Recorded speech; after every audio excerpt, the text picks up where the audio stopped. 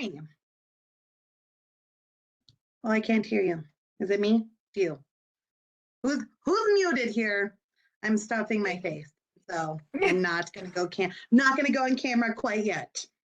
Oh, well, no problem. I just finished stuffing my face in Yeah. between my client call in Japan, so I'm sort of Mhm. I've already done the face. I've already done the face stuffing, so. I know it's always like, when can I squeeze in the spare moment? Oh yes. It's cold Yeah. out there. Have you been outside yet? Have you got to No, stay inside? I declined to even touch step foot outside Oh, today.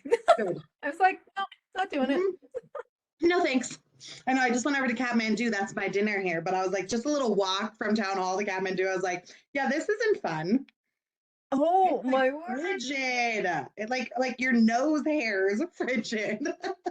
Oh, I hate that too. Like when they Yeah. like burn, Uh-huh. you feel them sizzling off because Oh, it's so yeah. cold. I know I was thinking about our team today and it was like, so we have this emergency pay we can call, and usually we call it when it's like major snowstorm and then we pay people's time and a half. And I didn't call it today because I was like, it's cool. Something like, what can we do for our staff? Because obviously they didn't get time to have to be out there in the freezing. But bonus is Yeah. a thing. So, and we treated them to lunch, but they were champions today because it was cold. Yeah. It's brutal. That's brutal out there right Yeah, now. I mean, holy smokes. for sure. Mm. Hi everyone.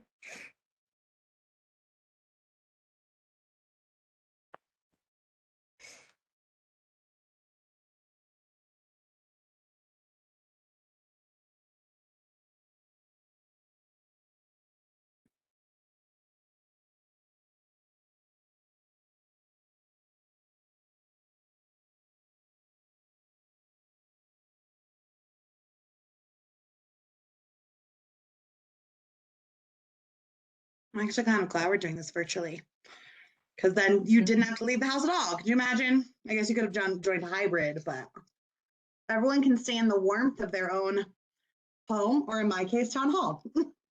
There you go. There you go.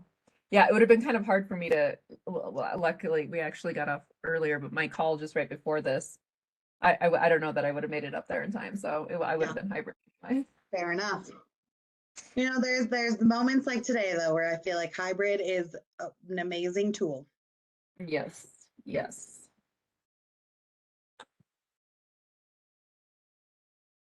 Mark was telling me this funny story though. I guess this morning at 4 a.m. You know, they go out at 4 o'clock, and he was like doing some turn and accidentally laid on the horn at 4 in the morning and honked in someone's neighborhood. And I was like, well, you know, welcome to winter. I don't know. He just like waking people up. He felt so terrible.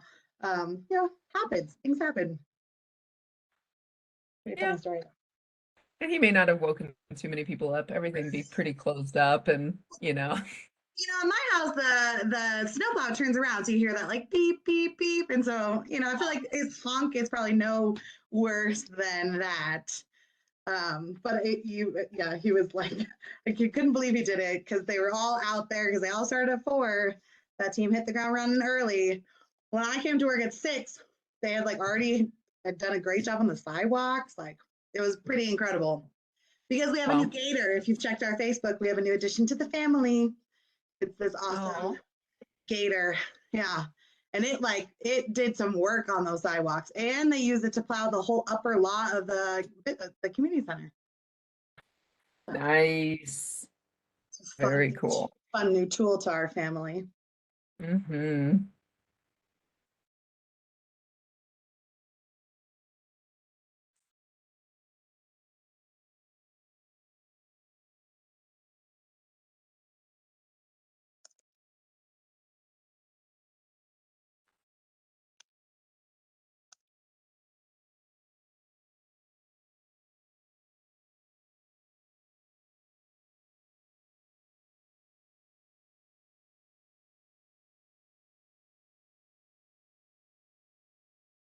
Guess I'll say hello while we're waiting for our chairperson. Um, Hi, Larry. Hope everything is otherwise tidy and uh, tight in Nederland. I'm up here in Eldora, which was howling today like crazy, Like that. as Miranda was just referring to, and I love it. I just love it. These are the days I kind of live for. So yeah, but you know, the town I always worry about actually much more than Eldora, which is fairly simple. It is just the one, you know, it's one road, whereas Yeah.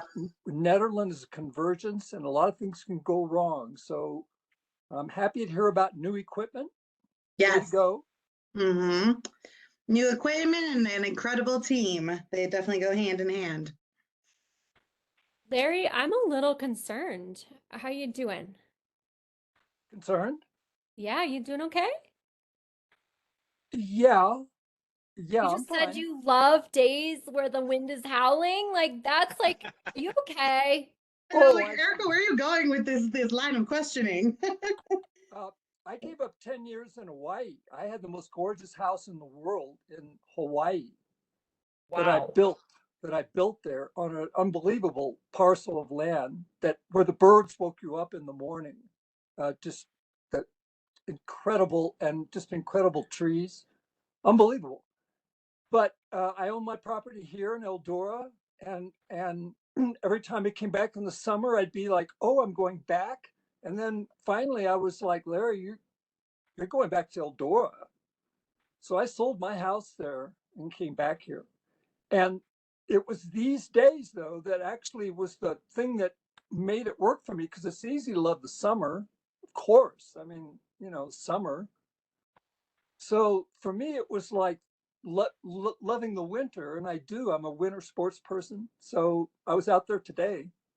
So you know, Wow. but the town of Nederland. I mean, honestly, if you think about it, these kinds of events overall are just something to bear in mind about efficiency and sustainability going forward. And I always see them as a test. You know, did something go wrong?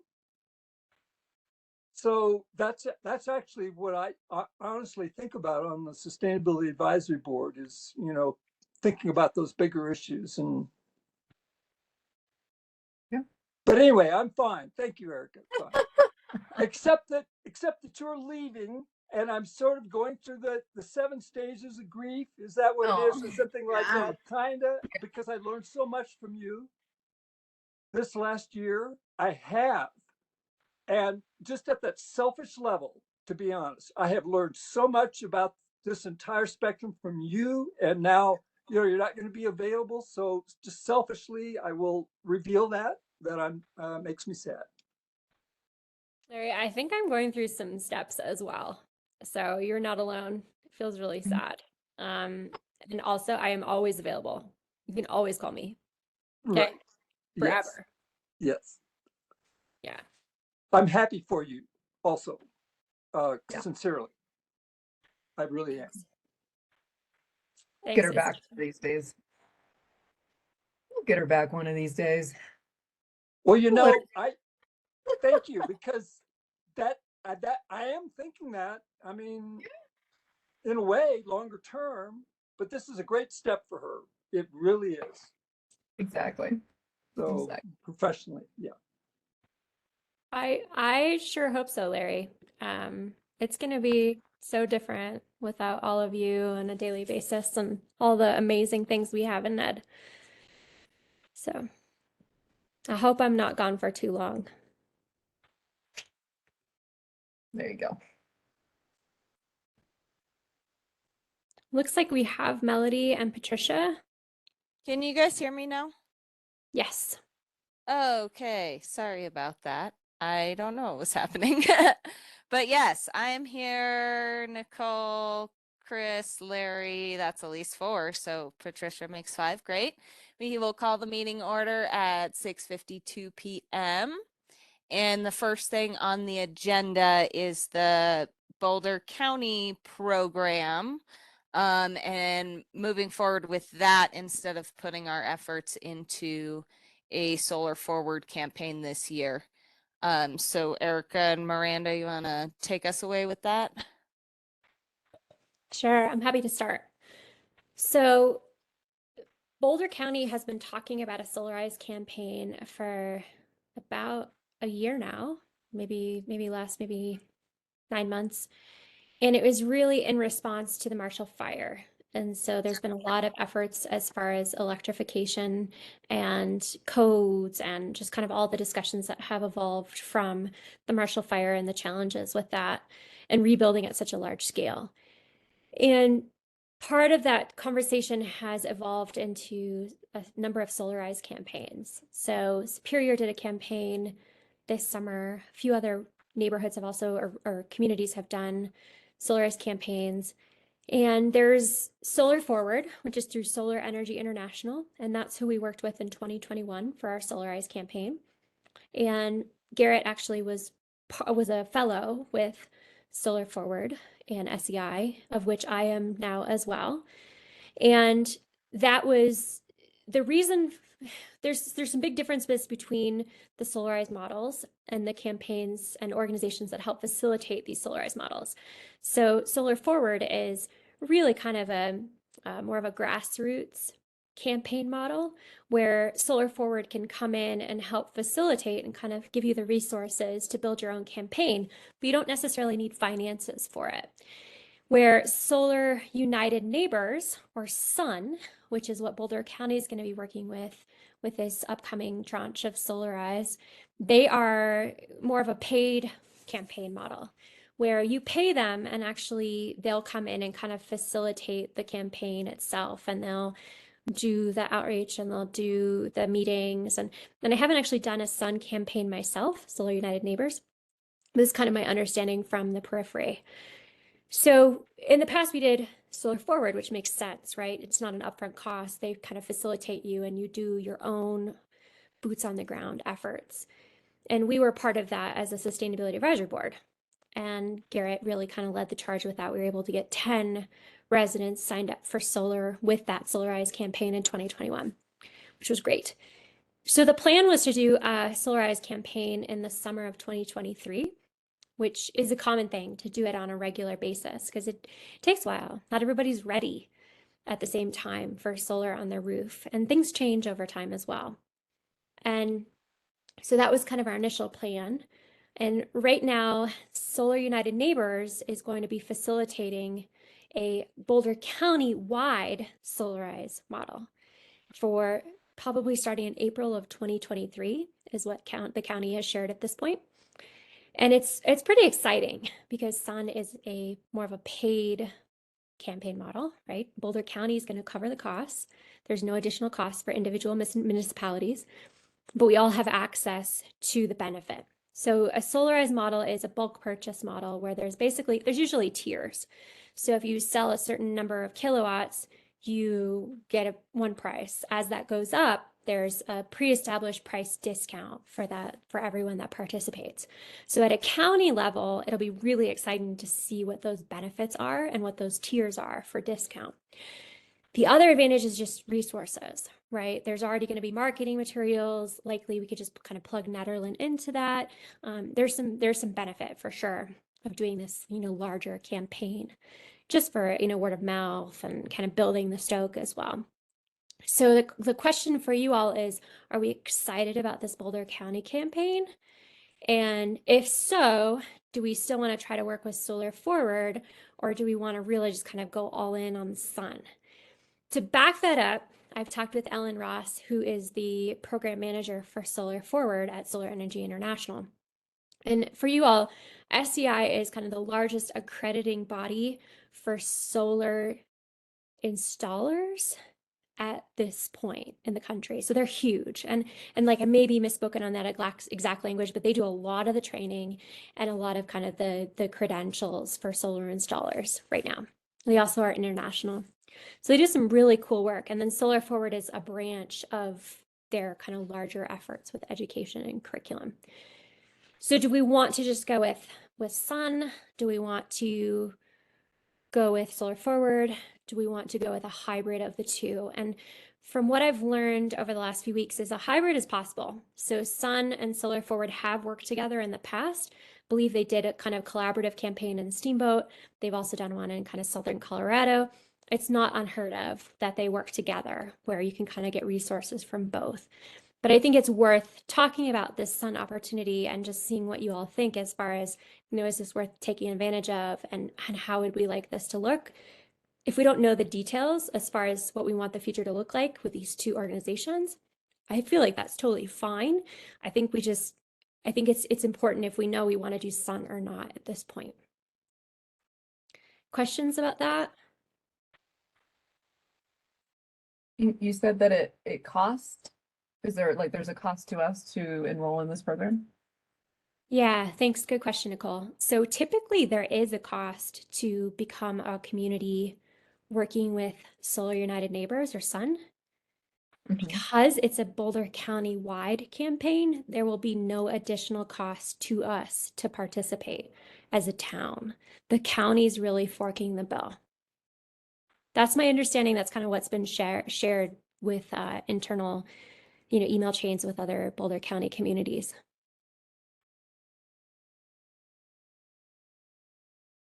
Hi, this is Patricia. I had a question. How does this dovetail or work with the solar community garden project? I know it's completely different. Like this is, solar on someone's home versus buying into a solar community garden. But is it an opportunity to do both and help Nederland meet its renewable energy standards faster? Is that how you're thinking about this? Yeah, good question, Patricia. So my perfect world, whether it's a collaborative with Sun and Solar Forward, whether it's one or the other, is being able to present a menu to residents and businesses and saying, here's your choices. Like solar on rooftops is not a good choice for everyone. And so I think it's important to have options, and community solar gardens great for renters. It's great for people that have lots of trees on their property or their roof isn't ideal. It doesn't have enough south-facing aspect. Whatever that is, I think a menu is really ideal. And I actually sent an email to the county and introduced them to Tim from US Solar to see if they could actually have specific solar gardens as part of this campaign that's already pre-established as that menu of options. So great question. And I think hopefully the county already has that. I haven't gotten an email back specifically from my inquiry, but hopefully the county already has that on their radar. Is there any reason that you can think of or know that we wouldn't want to go with the hybrid and work with as many possibilities as we can? Good question, Chris. I don't think there's any disadvantage of that. I think it would have to do with capacity. So the challenge with the Solar Forward program is that it's really community run. So in the past, it was this board and Garrett really doing the outreach and the communication and the follow-up. I mean, we had a list of people that were interested from farmers markets, and then it was like we all kind of divided and made phone calls from there to see, okay, are you interested? Can we connect you with a time for a solar installer to come and look at your property and answer questions and kind of get to the next step? And so I think that may be a challenge, but I don't know enough about the hybrid or really Sun's model at this point to say like there's space for that or there's not. If that answers your question. The other question I have is like, how soon do we have to sort of make a decision to say yes or no to Sun? Is this something that we have to decide like first of the year or? Yeah, so from what's been shared with county municipalities is that the conversations will start in January. The program will launch in April. So ideally, we'd have an idea or someone to represent Nederland at the meetings in January. And then I imagine there's going to be some time to say yes or no, depending on the details and kind of how it's outlined. Mm-hmm.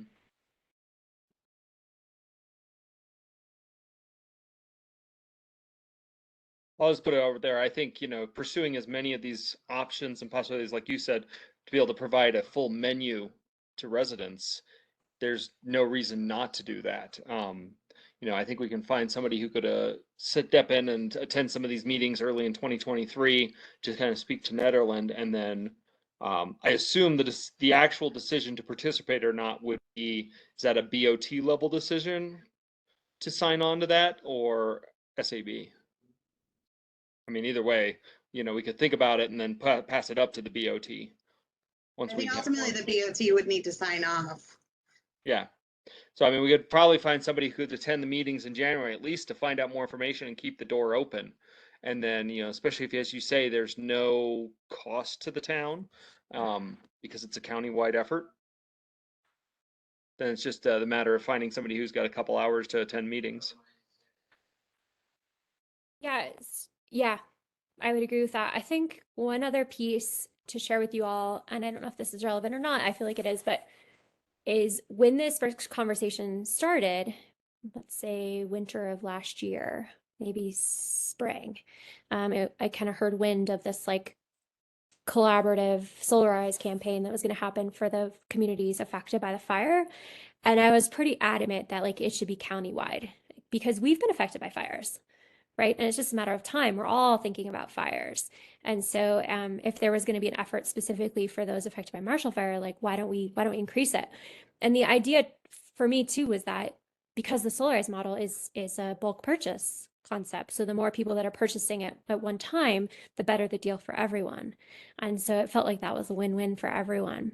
But I do kind of wonder about the details. But it's the county, I really trust they're gonna, they've got a lot of stakeholders. They're gonna make sure that, all those voices are heard and that it's really a collaborative effort. Yeah, the details on the website are really vague. Like, I'm not sure what we get.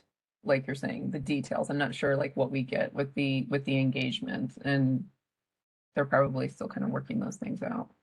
Is it just the bulk purchasing, or is it the advocacy like you talked about with the other group where they're making phone calls and whatnot, or is that still left to us? So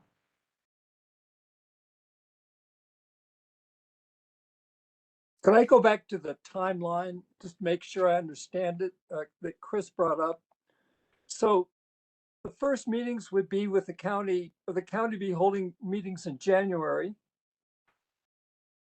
But then April is when the actual program would launch. Is that correct? So, but Chris brought up the idea of BOT, and it sounds like, well, I guess I'm asking, in terms of timeline. So if we sent a representative or two to these county meetings in January, just almost as fact-finding missions and whatnot, I mean, I guess I'm asking, is that what you're thinking, Eric? In other words, if we sent someone there in January, and then let's say they came back afterwards and said, thumbs up, we should do this. Let's say, would be their, recommendation. And let's say then SAB formalized that to BOT.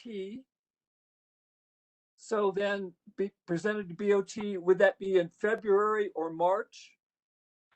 If the start date is April? I mean, so that's a big question anybody can answer, but I guess I'm just asking. Yeah, good question, Larry. I think it's important to have the details before we bring it back to the BOT and have a recommendation or request. So I do think like February, March, maybe even early April, if that's what it needs to be, and then the campaign launches and we're a later joinee. I would imagine there's some flexibility since it is a new concept. I mean, the county's done some other bulk purchase deals, like the Leaf, for example. So I think that's an accurate assumption.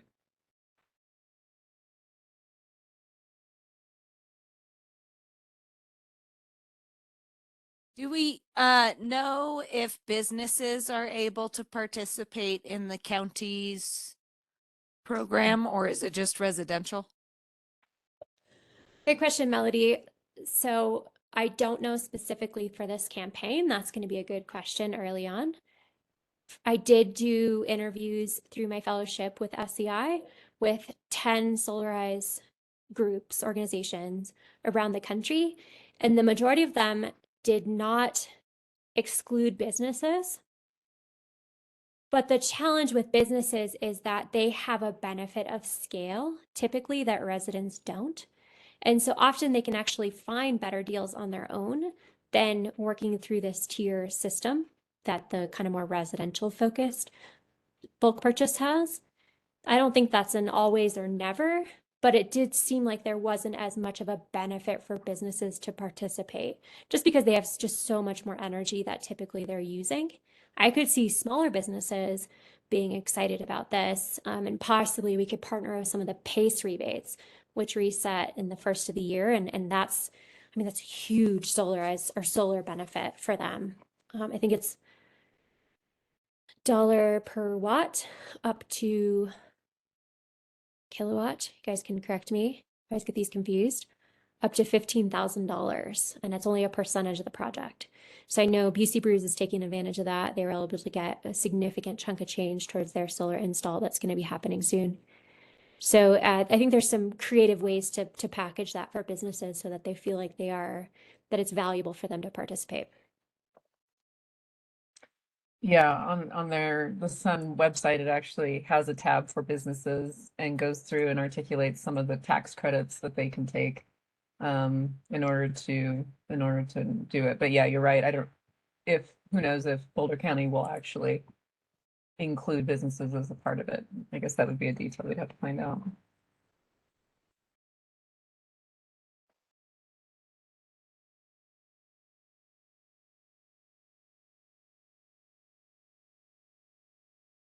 Well, I think what we need to do is kind of appoint somebody to be to take the lead on this and follow up in January and attend these meetings as we transition from one sustainability coordinator, hopefully, to another.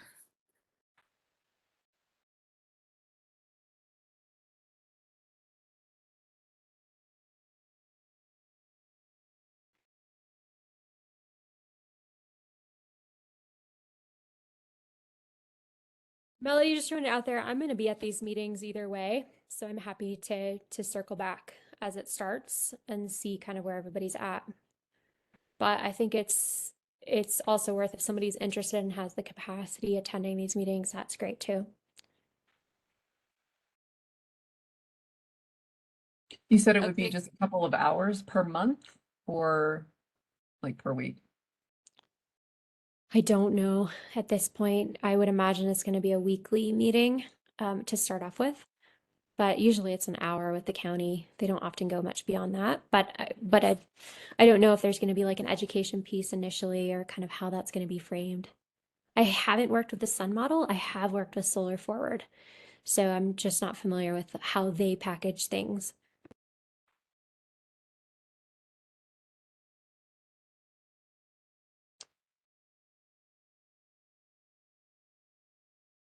Okay, well, Erica, please send us the details for the meeting in January when you hear about it, as far as date and time and such. And hopefully one of us can attend along with you. Will do. Thanks, Melody.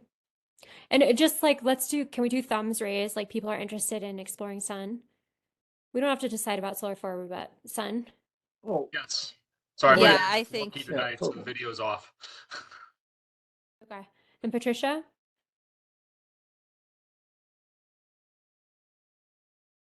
I'm gonna text Patricia and see if she's on board too. But I think unanimous says a lot. Yeah, I mean, I think we want to know the details and figure out what they're doing, and it's most likely gonna be beneficial for us. I'm excited about this whole thing. I mean, I love Boulder County doing something, so yay. And that we could participate again, fabulous. So I just have a bunch of questions and, I don't know if the fact we don't have a sustainability coordinator yet. I mean, if that person were in place, it would make this easier to think about because I'd be hoping that person would take this on, as a major thing to work on. So right now we're in this weird gap, but if we don't have to decide instantly, that's great. Sounds like we don't. And I'm really happy to hear this. And I love Erica's suggestion about the menu. I mean, that's just brilliant marketing. And this is a marketing problem in the end. We have to market every single person in the United States who uses energy. We absolutely do. I mean, to make this big changeover into the non-fossilized world. And so marketing, and so a menu of options to the consumer. This is the way Steve Jobs built the iPhone. He was thinking about the consumer. So thank you, Erica. I just love that. Brilliant idea. Thank you. Hi, this is Patricia. My internet is kind of in and out as the breeze blows by. So, Mhm. yes, I apologize. Yes, I'm in on exploring more with Sun, and like Larry said, just like thinking about all the menu of options.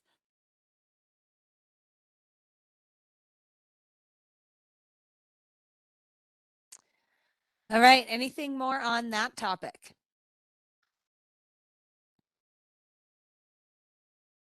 If not, then I put the link to the draft minutes folder there on the agenda for the minutes for the 2 meetings we had in October and our meeting in November. Did anybody have any changes or amendments to the minutes?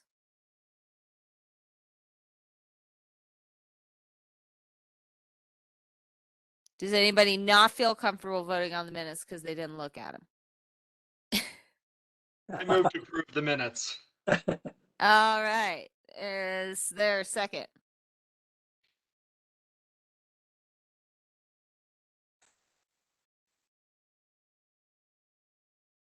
I'm on mute. I second.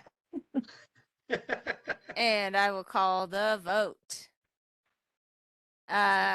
Patricia, Aye. Chris, Yes. Larry, Yes. Nicole, Yes. me, yes. Am I missing any sad members? No. Okay. Does what are we moving on to? Okay.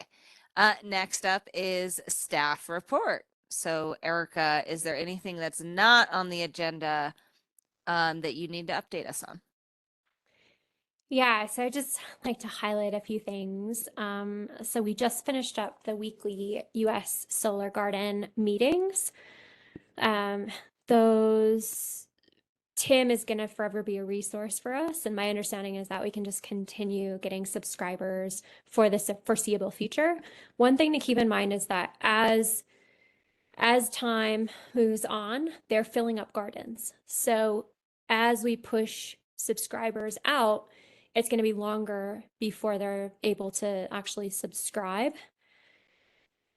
That's just something to keep in mind. So, we're looking for, 9 months or something like right now. So the other thing I wanted to share with you all is I've kind of come to the conclusion that it's worth moving from Renewable Connect to the US Solar Garden. And I actually did so myself last week. So it's a $50 cancellation fee for residents that are with the community solar or with the Renewable Connect program from Excel from 2019. But that garden is already built. And there's actually a financial savings monthly for the US Solar Garden. Plus, you get the $100 gift card, which covers that $50 cancellation fee and that $50 donation. Plus, you're supporting new renewable energy on the grid. And I know Nicole and I talked about this conversation of RECs, and I also talked with Mayor Billy Giblin about this recently as well. And I think, Melody, I do think it's worth circling back on the RECs conversation, because RECs, could be purchased today to cover our energy and say that we're 100% renewable energy according to the books. But what actually is the impact, and where is the benefit of us really transitioning from current fossil fuel powered energy to renewable energy? And that's something that we prioritized as a SAB board years ago in 2017, when this 100% campaign really came on the books. And I think it's worth circling back to that. Rex is really complicated. And actually, Mayor Giblin is really on board with having this conversation. He's brought it up in the past as well, and obviously understands it very well. But I think thinking about Renewable Connect and the US Solar Garden in that perspective, I think it makes sense to support folks transitioning. One question I did have is, you're not going to need to cancel your Renewable Connect contract until that US Solar Garden comes online. And Xcel, I mean, we had this conversation months ago, their website is not very up to date. They still talk about the fact that community solar gardens need to be in your county or adjacent county. That changed a long time ago at this point, as far as Colorado legislation. And so I'm not sure kind of, do we have a specific, you have to cancel Renewable Connect when you get on the US Solar Garden? Ideally, Xcel is going to recognize that and switch you, but I don't know what that process looks like. I think it's important for people to prepare for that $50 cancellation fee. So just something to throw out there as far as the US Solar Garden. Does anybody have questions about that rec conversation, Renewable Connect, subscribing? I did have a question about Mayor Billy and Rex. Would you just tell me, does he have a position exactly? And could you just tell us quickly what it is? Yeah, so I cannot speak for Mayor Giblin. Right. We just kind of had this conversation about Rex and what is the greater impact. And I think that's worth exploring and having a conversation with him about. I believe, the rec conversation has been categorized as greenwashing. You can just go out and purchase these recs, and often they're, the market value of recs changes on a pretty consistent basis. And so actually having that new additionality for renewable energy is kind of what we prioritized as the SAB board. And I think that's the conversation we need to have. And I think it's worth circling back, and just making sure that we're all on the same page as far as what is our goal and what does 100% look like for Nederland. We don't actually have that written anywhere. So with Renewable Connect, and I'm planning on switching. I actually got my call back from Energy Outreach today. The lady was really great and helpful, and everything seems to be going smoothly going through that side of the process, which is great. So I think a lot of people are going to qualify for that as well. And she said they're gonna admit people kind of on a rolling basis once the solar becomes available, but that they have plenty of slots right now for the foreseeable future for that. So that was great.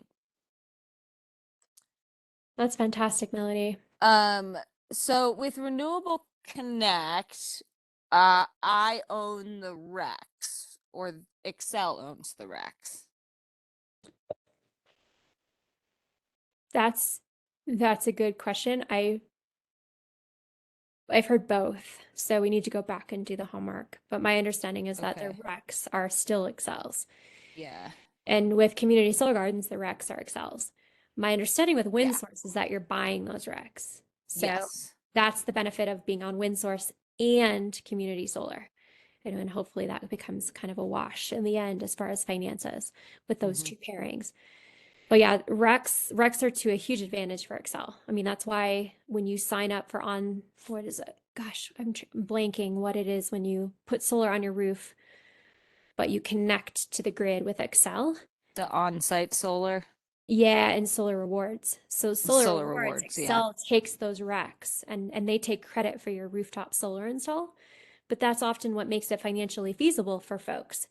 So it's not, to me, it's not equitable to say, oh, well, your solar only counts on your roof if you are on-site solar and not part of solar rewards. You keep those racks because that takes away that financial incentive potentially. So it's a really complicated conversation, and it feels like it's changing often too. And please jump in, like Chris Larson, Patricia, Kathy, you all know so much about this conversation. Like, please jump in if anything I'm saying it is not accurate, but this is kind of my understanding of how it's set up with Xcel.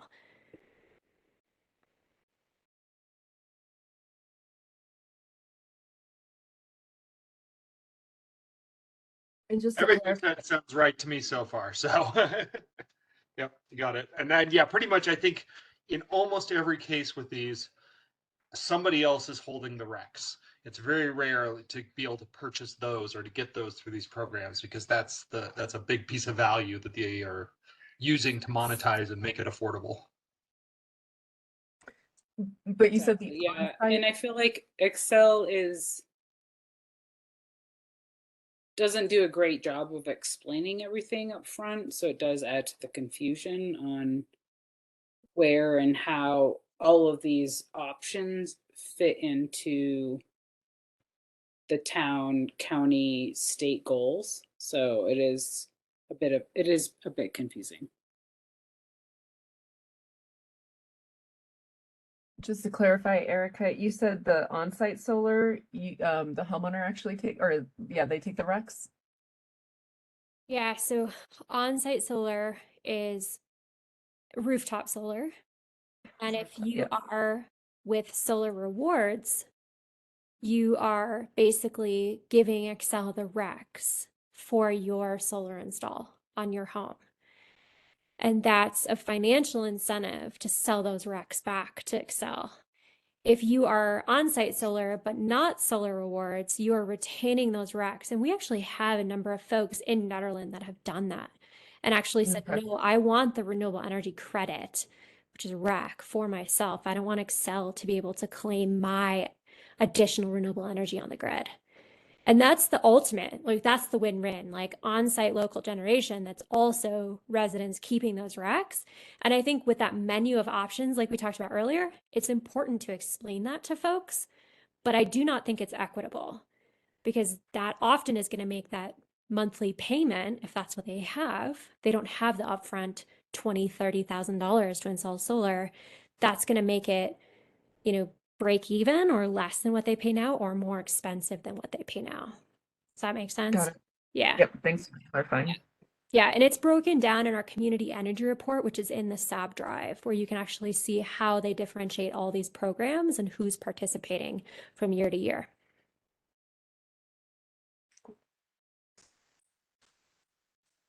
This is Kathy. I appreciate the opportunity to input, but honestly, I don't know the specifics with Excel, but I do know in general, the majority of the time they take the Recs. So I really can't add anything to that right now.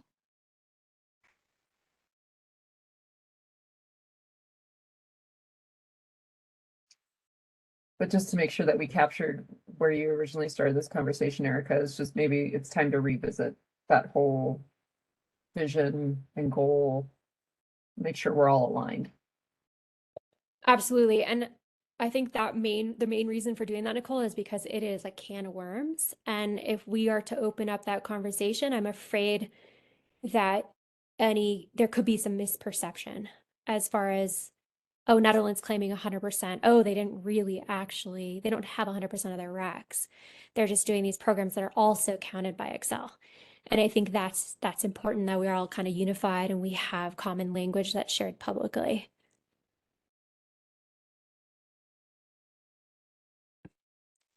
So back to staff report, I just want to give a shout out to Larry and the Zero Waste Subcommittee.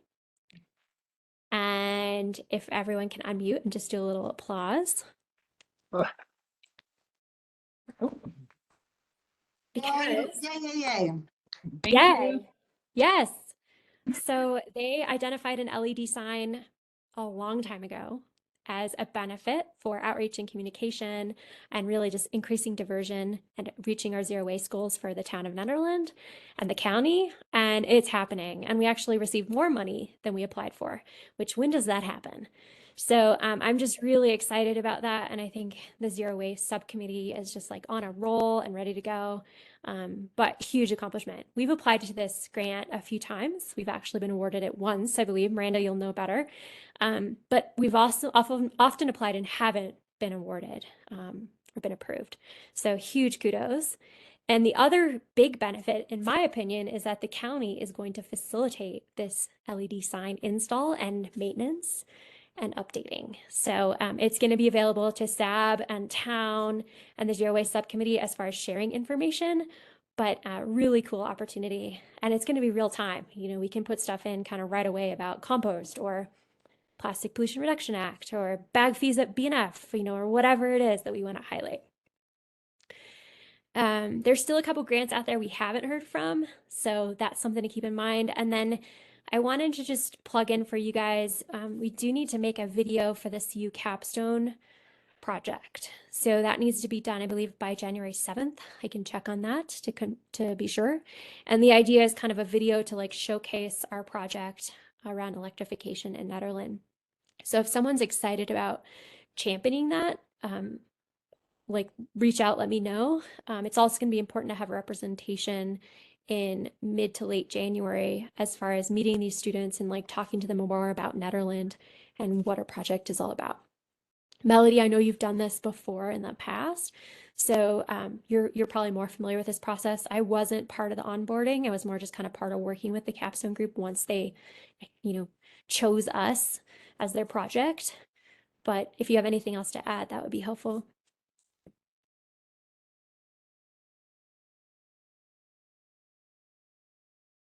Yeah, I don't really have anything to add. I want to say that I was not involved in the process either. I think Jen went down and I forget who did it with her.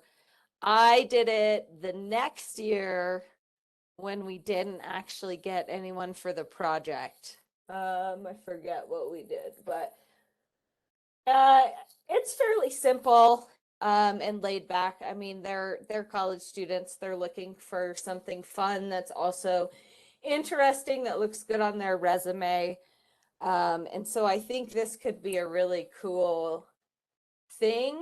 I think we can use the other capstone groups kind of work as sort of a model. Not that this group is going to produce something exactly the same or in the same style, but we can use that maybe in this video or as we're, talking to students about this, because it's going to be a similar sort of process where they're going to need to look at what are the barriers, what are the hurdles, what do citizens think. I know the last capstone group did a lot of public outreach and just surveying the public and getting a feel for what they did and didn't prefer. And then I don't know if I have the time to take the lead on this, but I will be the fallback person that gets it done if nobody else can do it.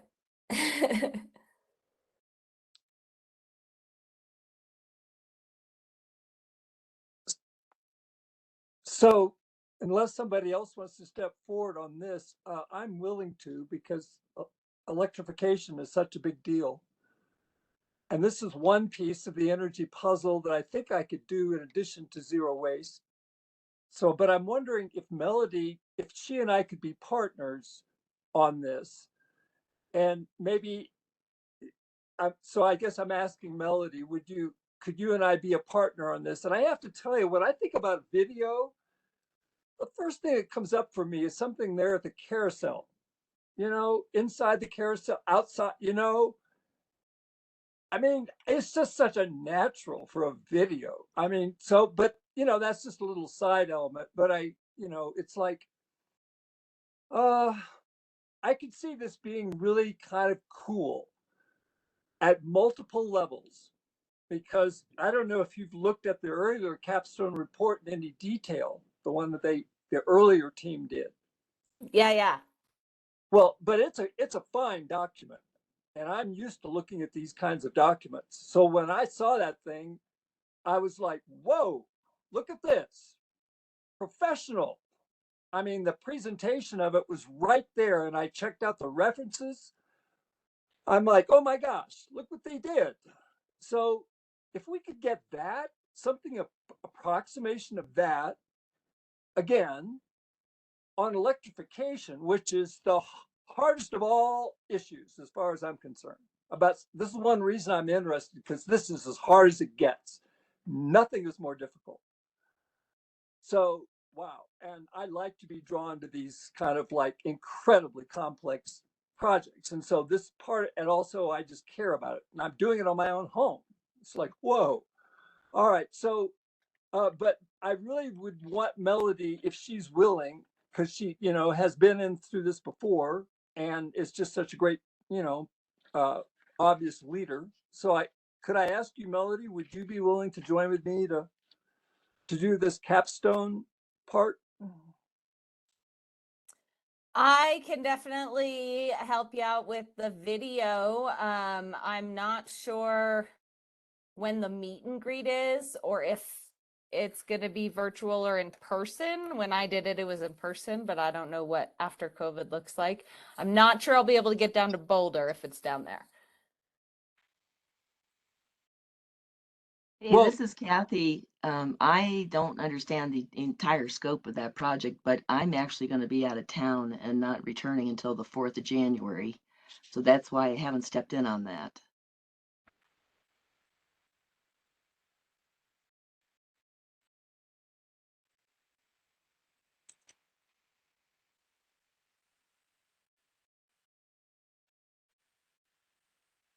Okay, well, I'm volunteering to sort of like carry the ball, but I'm sort of already, I'm thinking, what if there are no Boulder meetings? I mean, what if they have to come up to Nederland, let's say?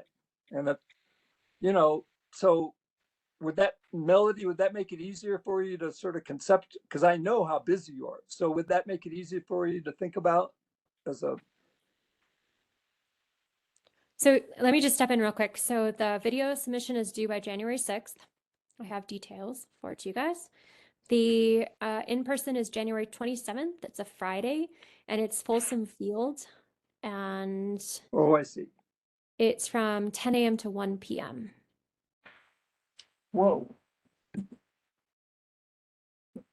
All right, so Okay, so it's during school, so I could probably make it then. yes? Yeah.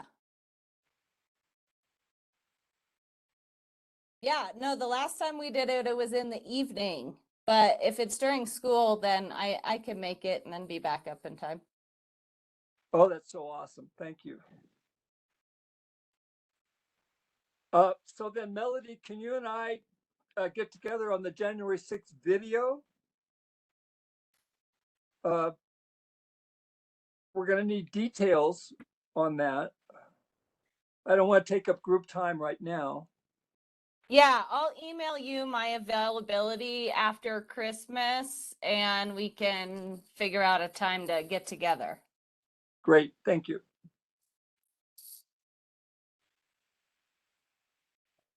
So to connect the CU capstone to the last piece I want to share in the staff report, Miranda and I chatted with Lotus Engineering about a climate action plan and worked to get more details about what that could cost, what that would look like, what our options are. And I think there's still many, many questions, but one of the cool things is that the CU capstone electrification project could dovetail very nicely into a climate action plan and kind of check a box as far as this big question of how do we electrify? What does it look like now? Where do we want to be? So I mean, from a practical standpoint, I think it's a really good investment of those finances into a big chunk of what a climate action plan would need. So really positive thing. And I think it's worth putting a Sustainability Advisory Board effort into the CU Boulder Capstone Group for that reason, as far as a bigger picture. Obviously, we knew it's important, but from a strategy perspective, I think it's also very important from a climate action plan perspective. The other piece of the climate action plan is that Lotus Engineering is just wrapping up the updated greenhouse gas inventory for Boulder County. And it does have scope 1, 2, and scope 3. So it does have some of the consumptive emissions, that scope 3 piece, that we have a separate entity, Eco Data Labs, updating for Boulder County right now. But it's just a few things that have kind of been done in the past, and they just kind of update because they've done them in the past before. But it's not a complete scope 3 inventory. But there's a database and it is awesome. And I've asked that Lotus, if possible, can actually meet with you all and run you through this inventory so you can see how complete it is. They actually look at DIA emissions from travelers. They have refrigerants estimations. They have kind of all of these outlined in a database so you can see specifically where we are and how we've changed since 2016, which is when we had our last Netherlands specific inventory. There are some questions for sure, like our waste has gone down tremendously. We've looped Cody Lilstrom from the county in with that conversation to make sure that we're not missing something. But, I do have a question of like, maybe we weren't as accurate in 2016. Maybe there's pieces that were accounted for and aren't this year. There's always some question when you get big changes in numbers, but the database itself is really impressive. And I think it's a huge, huge opportunity and resource for us in Nederland to have that looking forward. So again, like another county effort, they paid for that. We didn't pay anything, to have that inventory updated and to be singled out as a municipality in the county. I think it's a huge resource for us. And again, like Larry and I talk about this all the time, but like, that team at the county, they work their butts off. And I think it's worth, reaching out when we see them or we interact with them to say, thank you. Thanks for operating our transfer station. Thanks for doing this greenhouse gas inventory. Thanks for pioneering a scope 3 for the first time in the county, separate from this other Lotus engineering inventory. So cool stuff on the horizon there. Questions about that? Did they have a kind of a timeline of when they were going to be able to run us through the inventory? Yeah, she was hoping in January. They're kind of out of the office and they're not, it's not finalized yet. I think we have to get our last edits in by the 30th.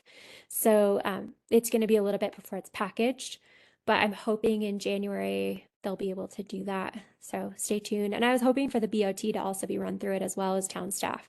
So kind of doing one size fits all training so that everybody's up to speed on what this resource is and that it's there.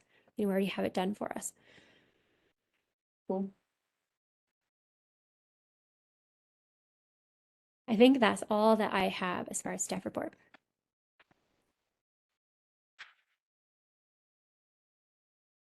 All right. Thank you so much, Erica, for all the wonderful work you've done for us. And we know you're not going too far away, so we'll continue to stay in touch. But I do just want to say thank you for everything you've done. Thank you, Erica. Yeah, agreed. Bravo, bravo. You guys are gonna make me cry. Thanks to all of you. No. It's so awesome having like an incredible team like you all, and yeah, so many emotions. So I'm not going far away. I already told Miranda when there's a spot on the sub board, like let me know. I want to step right back in, and Heck yeah. yeah, you all are my people. You are my place. All right. Larry, is there anything else from Zero Waste you want to report besides the fabulous news about the sign? No, I think Erica covered it. This is a huge opportunity in many different ways, and I'm really thrilled about it. And what else can I say? It's another very cool thing, and so it's like, let's see what happens. I also don't want to mention a much more downscaled version of signage that we had at the holiday fair that happened a couple of weeks ago. And I just want to tell you that the experience of being there that day at our table was wonderful, and I encountered a wide spectrum of people standing there wanting to talk mostly about compost with them. That was my main thing, but recycling in general, but compost. And so the range was incredible. It was across the board. And the most interesting conversation, though, I had at the end, extended, was with a climatologist at NCAR, a woman with 2 kids. She lives in Old Town. She's electrified her house. She's gone through that. She's done it. She was at the COP conference in Egypt. She had just come back from that. She was very upbeat and very down to earth. I mean, this was a person that could be on national television. Just the conversation we had was incredible. We were standing there going back and forth between compost, down to earth stuff and the fate of the earth. And so welcome to Nederland, Colorado. I mean, it was just amazing to me. So I just wanted to mention that. But behind us, the backdrop that was there, it was a piece of cardboard that I had gotten left over from an Amazon.com shipment, big piece of cardboard. And I didn't want to buy something. So I just brought this raggedy piece of cardboard to our last zero waste meeting. And I was like, this is it. This is going to be our new display sign because we need a new one for this holiday fair and for next summer. So I wanted something that was nice enough to hold up. And all I know is what we had was kind of like team genius, if you want to think about it that way. So we had a small group of people who all of a sudden started focusing on everything we wanted on this display. So we got pictures, of Billy and Squid at the transfer station and the compost. We had various display pieces. But Erica made it happen at the end. Another shout out to this incredible person that we're now losing for a while, Erica, because she was the one who said, it needs a little more. And so she was the one who took it home, and I think with her daughter, painted it and made it sort of professional looking in a way that could actually be there at the holiday fair and not look raggedy and cheap.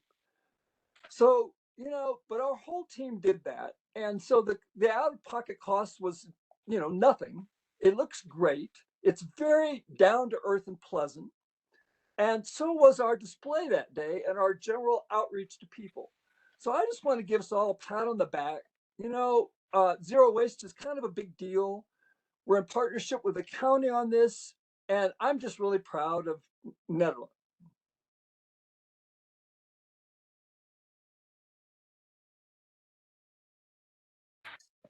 That's awesome.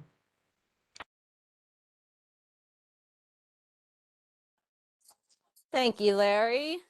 Yeah, I thought the idea of, putting the people of the transfer station on there was great. That was really sweet. Let's see, water. Rich is not here, so I think we're gonna skip that one. And then energy. As we talked about, we got this U.S. solar campaign going out. If you haven't signed up yourself, please consider doing so.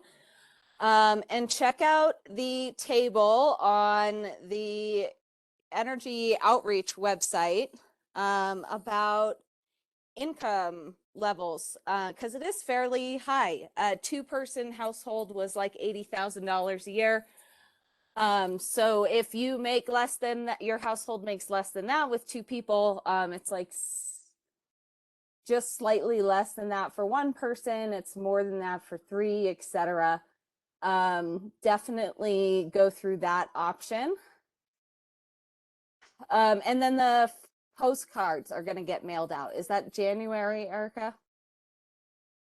No, the postcards have launched. I don't know if anyone. They did get mailed. Okay, Yeah. I didn't get one yet, so that's why I was asking. Okay, I got one over a week ago.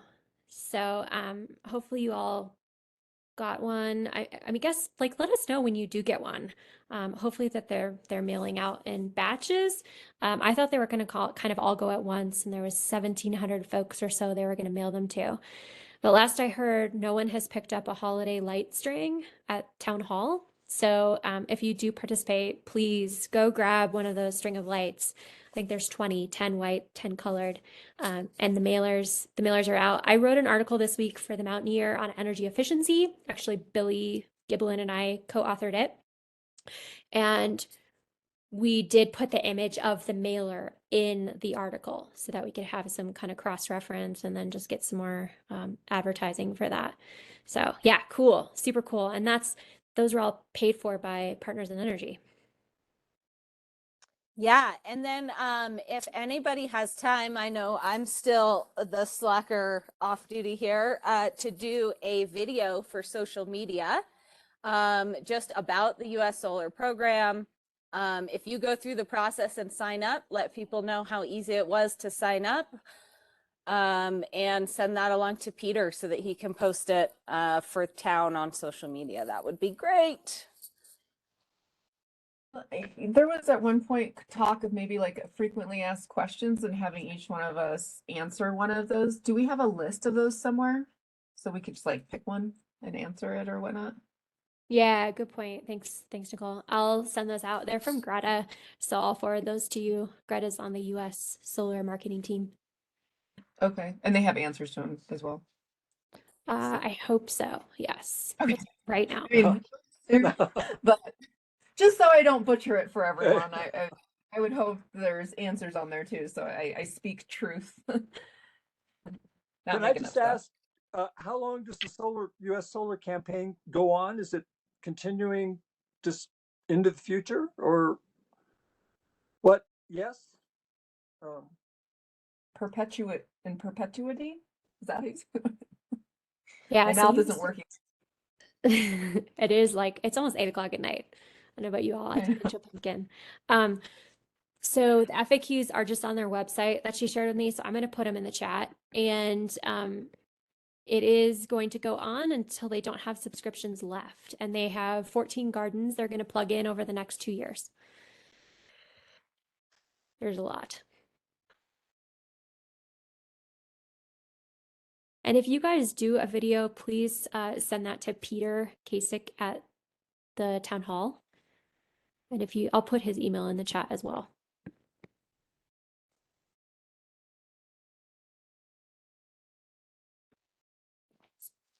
All right. And then the next thing on the agenda was Tim. I don't know if I see him here. Erica, do you have any update on that? I have not heard from him. So let's skip him for now, Melanie. well, Erica, do you know what he might have told us if he'd been here? Or Yeah, so I saw Tim at Salto this week, and we had a couple of great things we were talking about. One was the Rex conversation from like a much larger kind of federal government EPA perspective.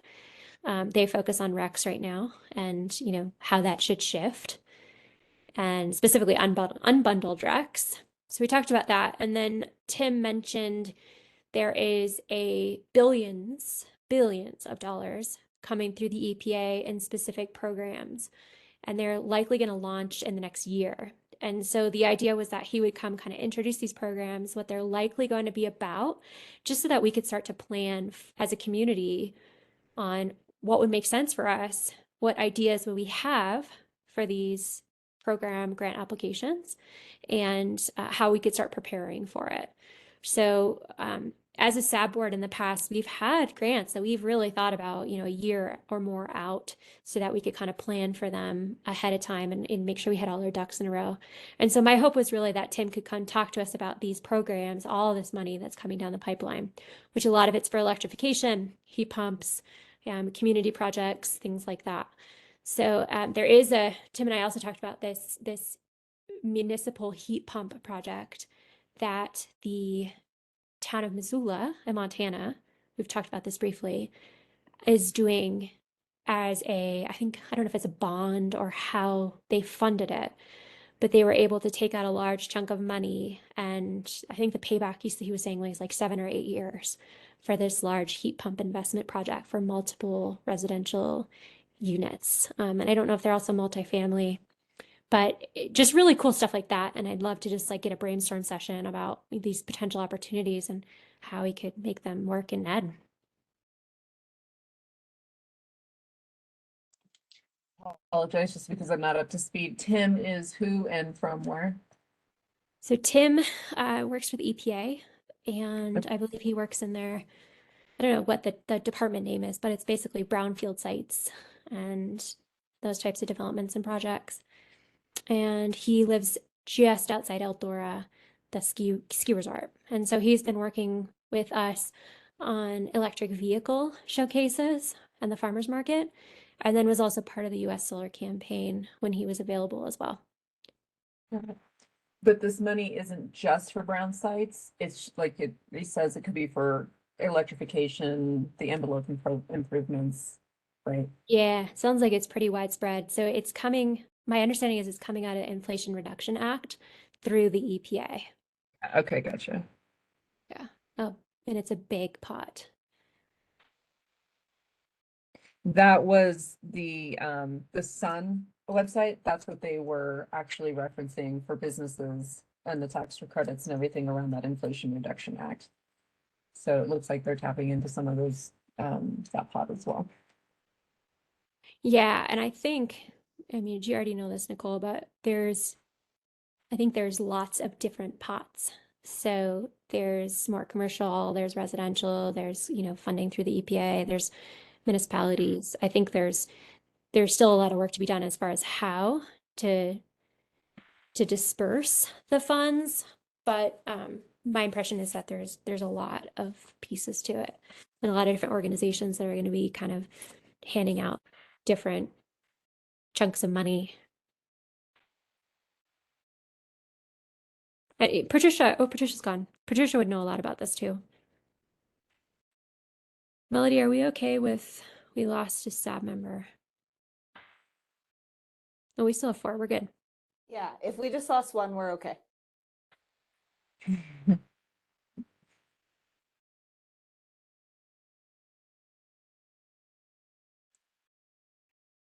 All right, well, maybe he can join us in January. So we will move on. The SAB goals. So I did see Erica make a few comments and suggestions. Thank you. If anybody else has comments or suggestions, please look at that document. You can track changes if you're in Google, but if you don't want to do that, you can just email me your comments and I can add that in. And then at some point, I do want to go over some of the, I suppose, targets that we want to achieve with that will be filled in with these goals. And other than that, I'm not sure. Does anybody else have anything to add on our goals right now? Melody, is it possible to send that link back out? I apologize. Yeah, I did not have a chance to look at it. Yeah, I will send it out again. Melody, I just had a suggestion, and take it or leave it as Of course. and what you all decide. But when I was going through the goals document, there's just a lot of complexity and a lot of pieces to it. And so I was wondering if it's worth having a session where you just go through it as a group and really kind of focus on, maybe everybody has a printout and you have a whiteboard and you all can just like have that messy session of, does this all fit? What's missing? Does this wording make sense? And be able to have that in the same space, because it does seem like, at least you and I had this conversation together with this document, and it even feels like when I could have another conversation, it would be helpful to keep refining that document, let alone having the whole group together.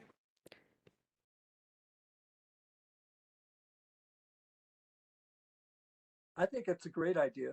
When I was in the business world, we did these kinds of whiteboard meetings a lot, and they were some of the best meetings ever because people took the whiteboard actually pretty seriously. But you do need a whiteboard actually to make it work.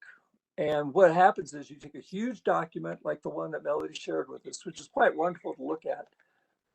And I'm remembering a comment by Nicole earlier, I think it was about that document, but she was talking about the need to or not the need to prioritize, but how that's kind of the sensible thing to do with so much, to prioritize.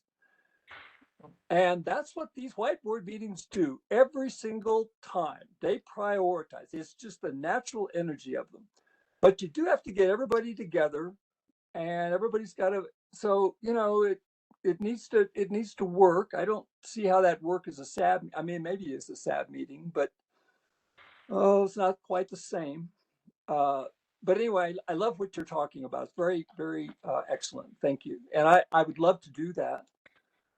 I guarantee you, a 1-hour meeting, if in one of those small rooms, maybe at the community center rather than the big one, and there were a whiteboard in there, And it was 1 hour. We just agreed to go in there, and we had read Melody's document before, at least for like 15 minutes even.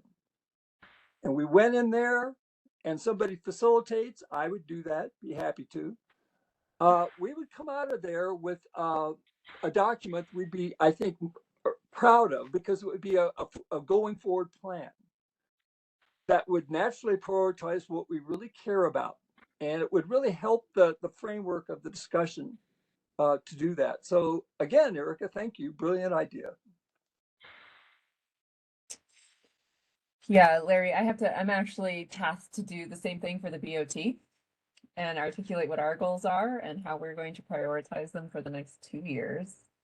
And one of my actually guiding reasons why is, yes, so everyone has an idea of what we're focused on, but mostly also for Miranda and her team, so that when something new comes, before everyone, she can ask, and rightly, we would give, she would ask, like, how does this fit with our goals? Is this a priority? Is this a higher priority than what you said for number 1 and 2? So it gives a tool so that we can all just be very transparent and ask sometimes those hard questions. And it's like, that could be a great idea, but does that have priority over what we've already said that we're going to focus on? And that's a hard thing for us in city governments to do, because we want to do everything, and we want to, we want to take on the world and eat the elephant and boil the ocean all at the same time. So Thank you very much. Brilliant.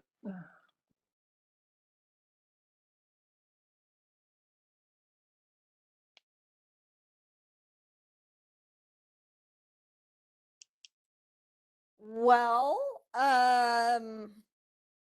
does anyone want to throw out a date in January for doing that?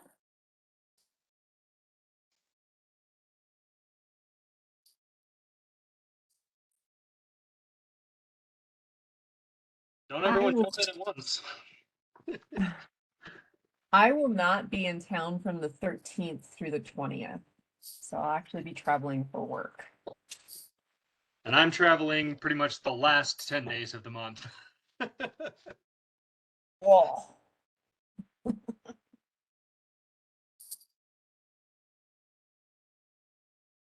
So that would leave potentially the second week of January if we wanted to kind of push it through. Or the first week, I guess, first or second week of January.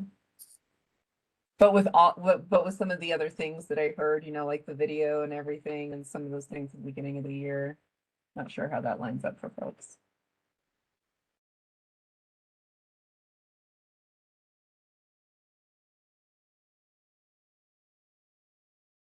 Well, that first week works for me of January. But so could I just ask, I mean, particularly Chris and Nicole, just, like, would there be a date in that first week of January that you'd feel comfortable with? And if so, is there a time of day you'd really like? I can certainly do pretty much any evening that first week of January. During the day is going to be tough just because of my work meeting schedules. Mm-hmm. Nicole, is there an evening in that first week that might work? For 1 hour, 1 hour.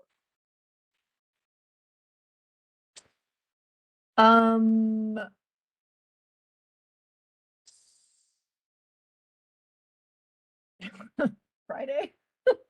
Happy hour, anyone? So yeah, my evenings on Wednesdays and Thursdays are sometimes a little tight. We've got the BOT meeting on Tuesday. So technically, I mean, that Monday, that's the holiday, would be available, but for folks that have kids at home, that might not work.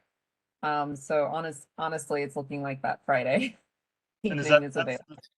That's the 6th, right? Yeah, that's the 6th. Yeah, what's that I should have said that. That's my birthday, and I already have dinner plans, so that night I can't do. What? You mean you don't want to come do SAB goals on your birthday? I'm just kidding. I have had BOT meetings on my birthday before in the past, so I've been there and done that. Okay, you're excused. If we're looking at the next week, my Monday the 9th is actually open.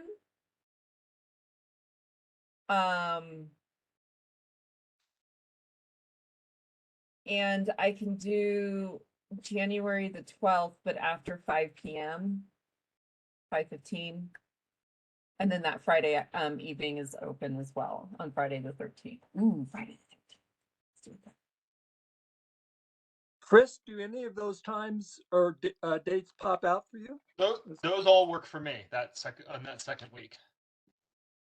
Oh shit! No, oh sorry. Excuse me. I mean sorry. The 13. I'm sorry. I'm actually flying out that day, that night, day or whatever, to travel out of town. So Maybe that that would Monday. leave. That Monday Yeah, the maybe. 9th. Yeah, Let's Monday do the 9th. 9th. Okay, there we go. Did I hear the 9th? Yeah. Yeah. And do you guys want to do 6:45 or earlier? At this point, I could do earlier. I could do, my last meeting is maybe after 3. So, I mean, anytime after that, I'm available. Chris, what would work for you best that day? I'm pretty much usually free after about 4 on Mondays. So And I'm the same after 4. So maybe 4:30? Yeah. Sorry if I missed it. Are you going to do this in person, hybrid? Do you want us to quorum it to figure out what you're doing? It's gonna need to be in person. Okay. And I'm serious about the whiteboard. I really want one. I spent years with those things and Oh yeah. I love them. So, Well, and there now is a whiteboard in the room we used to meet in, the conference room downstairs, but I don't know if we can meet there. You can. Yeah, as long as we notice it correctly. Okay. does something have to be done, like an appointment or scheduling to get that room? I'll notify Kurt and Dawn that you're going to have a work session on the 9th.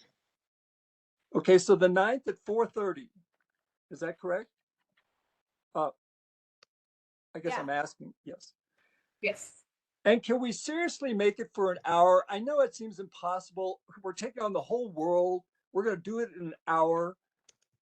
My attitude, though, is that we should come out of that meeting feeling energized and not exhausted. And so I think if we go in there knowing we're going to like focus for 1 hour, Larry's going to stand there and write it all down. All we have to do is think.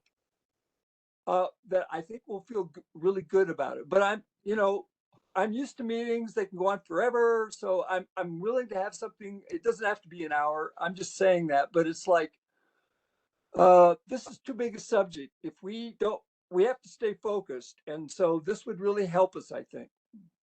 So is that okay? I guess I'm asking. Is that okay for 1 hour?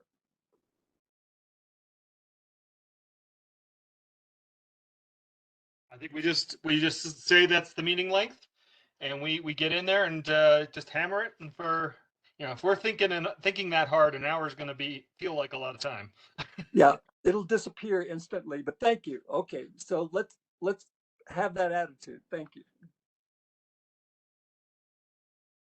And for you all, we used to meet in that smaller room on the first floor of the community center until we had kind of a contentious issue, and it just felt really small with attendees that were upset.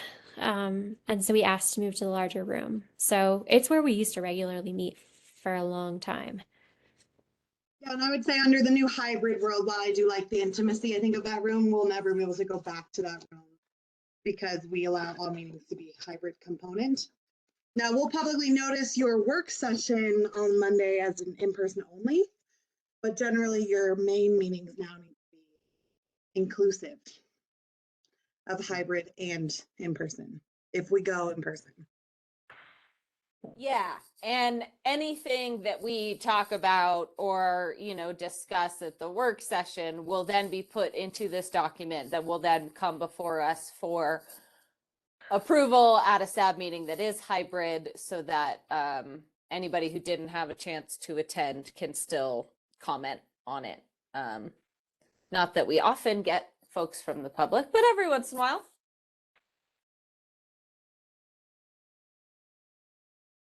All right. Well, thank you all for that, and we'll see you on January 9th. I will email out that to everyone so that Rich and the others have that info. And the last thing on the agenda is the sustainability coordinator position. All righty. So the hiring committee, which consists of myself, Peter, and Erica, we've had the opportunity to meet with 5 incredible candidates who came in for the community and sustainability planner role. And just to kind of take us back, obviously, I think, I mentioned at the last meeting, kind of this mashup hybrid in kind of a hope of getting that sustainability in the door as a staff member. While these 5 candidates are really great, I think what I started to really pull out of it is just a bit of a feeling that I might be doing a kind of an injustice here, and that I recognize that they may not have the space for a person to truly excel and advance both sustainability and planning, because their time is going to be split quite often. And while I'm very passionate about getting the sustainability coordinator in as a staff position, I've been passionate about it for years and advocating for it since I've been here.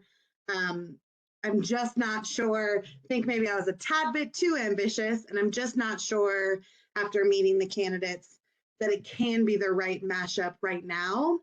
And I'm kind of at a place where I'm not comfortable gambling for the sake of either role and having one struggle over the other. I'd hate to see someone come in and they can't keep up with all the work Erica's done to advance us, and it feels like we're taking steps backwards.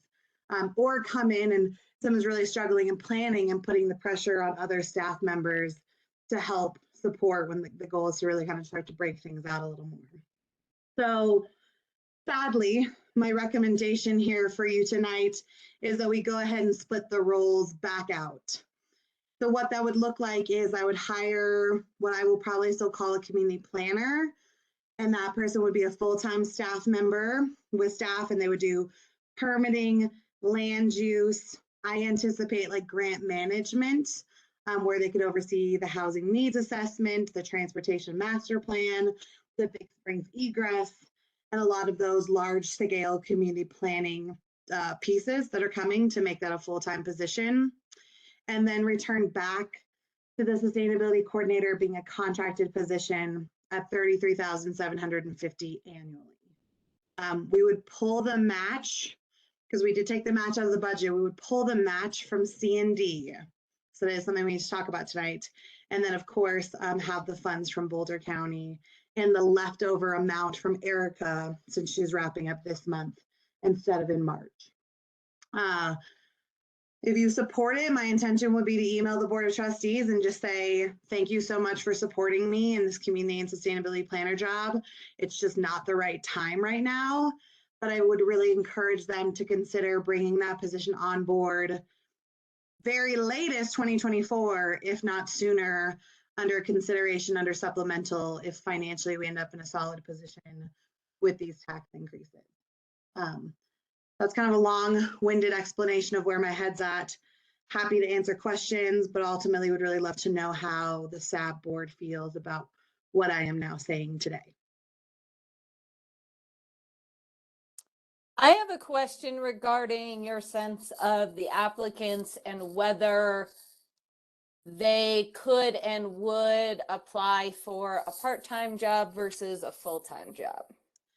Now, I don't think all of them will. I think that there's probably the stronger candidates I felt like would maybe consider it because they have more flexibility within their current jobs and what they could take on. Of course, benefits are always a selling point to a full-time person. But I do think, and Erica, correct me if I'm wrong, I would argue maybe 2 2 out of 5 would consider the consultant, but I'd also recommend posting it externally and give it, maybe say 2 weeks. And if you recall last time, we had 89 or 90 applications last time and some really strong candidates out of that. So I wouldn't necessarily feel like we have to keep to the 5 we have, but I would of course tell the 5, hey, here's where we're going. I strongly encourage you to consider it, because I'll tell you, of those 5, they are way more sustainability strong than they were planning. Yeah, that was kind of my guess. Yeah. Just the way the position was advertised in the title and everything. And our network and us trying to call people in as well. Yeah. Well, I think I'm okay with going with really what is the original plan, which was to hire a contracted position and use that counting funding to go forward. Yeah. Does anybody not feel comfortable with that? Sounds like the best plan to me. So I have a question about the money from the county. Is it there? I mean, how will that? It is. You're shaking your head, yes? So we were awarded the 2023 funds, which is 15,000. I don't have the official letter. Sorry, I thought you were on that, Erica. Your face looked shocked. You must not be on that email. But that was, we haven't received like the award notification, but Leah basically said like, cool, this sounds great. So we would use the 15,000 from that. There will be the 3,700 left over from Erica's current contract that can roll on top of that. And then we would match with 15,000 C&D funds. Now, what that means is those funds aren't available for staff to use at your leisure. Not saying that I don't think we could find funds through C&D or some other things, but it is taking that pool of money and putting it back towards the coordinator. I would argue with all the work Erica's done, and I think we all know Erica works well above and beyond her contracted hours, but I think you need to keep it fair and keep that amount the same. And the hour commitment, I feel like is 25 hours a week, Erica, 25? Keep that commitment the same for whoever steps into this role. And the only way I could do that is to pull the C&D money to make it the match. Historically, those funds were pulled out of streets and public works. We really don't have that capacity under other at this time. So that's really the only place where I have $15,000 sitting that could come back into play as the match. And is there enough in that fund for the 15,000 and the money to pay the capstone group? Okay. There is, yeah. So the total budget ended up being 20,000. So that would allow us to, a little over, right? The capstone group is slightly over that, but we have enough savings in other areas. I think I'm not concerned about the ability to still also pay the capstone group.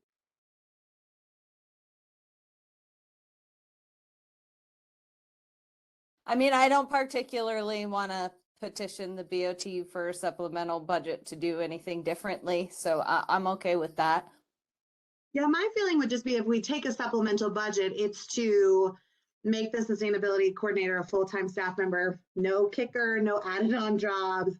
Like it's just finally allowing that to become a staff member, because we'll eventually bring Peter, we'd like Peter to move into a different type of role. We'll bring that forward eventually. And I would just maybe ask the board to consider sustainability at the same time. That would be the only thing I would do under a supplemental. I wouldn't want to look for the match. I don't want to go for the match under a supplemental. That's just too many hoops to jump through. And I would say we're ready to release the contractor posting, the one we've always had, with some few tweaks that our legal counsel wanted us to make. We would be ready to post that early next week, with the hope of only being down a coordinator for say 1 month, and then could get that person in the door. Did you say next week? Yes. Well, what do we need to do to make that happen? I mean, if we're all on board with this, I'm concerned about the gap, between Erica and. I just need to know from you. It sounds like you're on board, and assuming Nicole, I guess I called every board member to I guess, share this hybrid job in the first place and was supported. But I would love to hear from Nicole if she also feels comfortable with my proposal here. Yeah, as far as I'm concerned, whatever will get us moving forward and, get the job done. How you do that, Miranda, I really leave that up to you and want you to feel empowered to make those decisions. So yeah, so that's what Okay. that's all I can say about that. Yeah, I mean, Larry, I can post it on, I think we did Indeed, LinkedIn, and our website, and Indeed and LinkedIn moved fastest. I can get on Indeed as early as tomorrow. The LinkedIn, I need Peter for in the website, and so that would be next week, but majority came from Indeed. And then I would notify the 5 candidates tonight, just so they didn't feel, I mean, Kathy was on and she was actually a candidate and she's obviously dropped off, but I know they're eagerly awaiting to see what we're doing here. And then we Nicole? actually have some internal candidates who are interested in the community planner side. They didn't want the sustainability piece. They wanted the community planner side. And so the plan was to allow that to run internally. If it doesn't end up working out, then we'll post it externally. But we might start that search amongst our current team.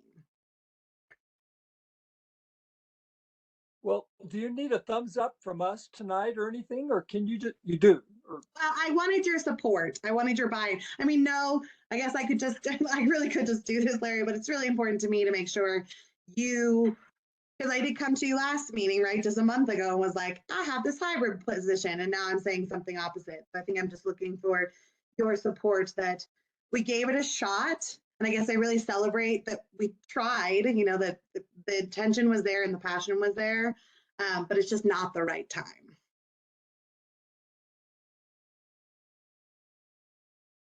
Sounds like this is the best way forward, and I think we should get this posted so that we can get somebody, as hard as it is to lose Erica, let's get somebody into, try and fulfill 1/10 of what she has done as soon as possible. Agreed. So I guess my other ask, though, Larry, to your point, is when we interviewed for the sustainability coordinator last time, there was a member of Zero Waste and there was a member of SAB on the interview committee. And I would recommend you all interview. Like, I don't feel like there needs to be a staff component. Like, we'll, of course, sit in and make sure that we can execute the contract. But I think that role needs to be hired by SAB and Zero Waste.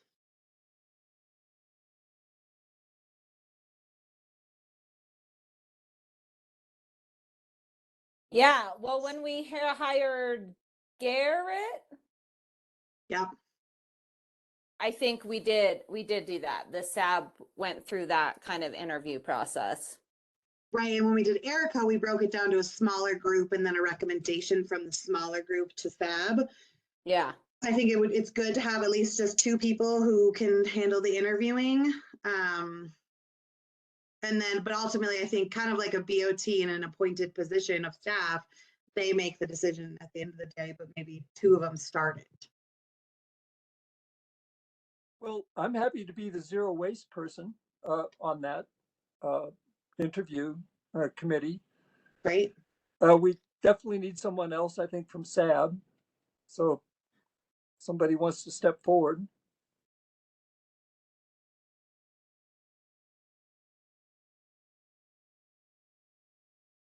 Help with that is that but Miranda, were you saying that so just a representative from SAB or having the whole SAB board? I think it was easier to just do a representative from SAB, and then they review, like you and Larry, say it's you, Nicole, you and Larry review all the applications, you decide who you want to interview. We as town staff coordinate it for you all. And then you pick your top person and then recommend them to SAB for consideration. And I think, Erica, then we had you come present to SAB. I don't remember quite how we did it, but I feel like we had top candidates meet with the whole SAB board. I don't think we did. I think that smaller interview committee interviewed a number of folks and then recommended myself to SAB, and then I came to the meeting and then SAB voted. But I was just going to suggest, so with Garrett, that was in-person interviews. I was not able to attend. I just had ACL surgery and was pretty high on drugs. For the record, I actually forgot the interviews were happening. Oh, It was just like a couple days post reconstruction. But it was actually tied. So I think it was 4-3 for an initial person. And then they declined the job and we went to the second candidate. So I do wonder if there's value in having the entire SAB board meet the finalists. So maybe there's some like initial vetting done by a smaller group, and then they come in for in person and just kind of get the SAB board gets to decide. And only because of that experience with Garrett, it was pretty dynamic. And hold on, just also from a timeline perspective, Miranda. So if you were to post this like next week, then interviews would be happening like potentially that second or third week of January. Yeah, I think last time when we had the smaller group, like they let me know their availability and who they wanted, and then I just started like plugging people in. With me being out of town on that week in January, like I don't want to sign up for anything or misrepresent that I'm available, because I will quite literally be in business meetings during that week. So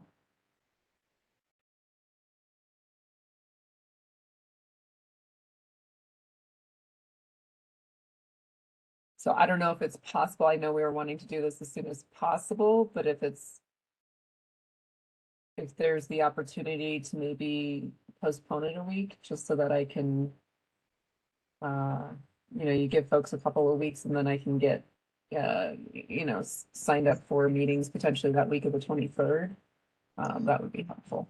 Well, I mean, I could collect applications until say maybe January 13th. And then Okay. Larry could look at them 16th through the 20th, and then maybe we try to interview the week of the 23rd. Well, no, I won't be able to look at anything the 16th through Okay. the 20th. Yeah, So I mean, we can I can still send them to you, and then we interview the week of the 30th okay. or somewhere. Yeah, I just have to build in that space for me to do work stuff that week. I won't even be at the BOT meeting that week, so.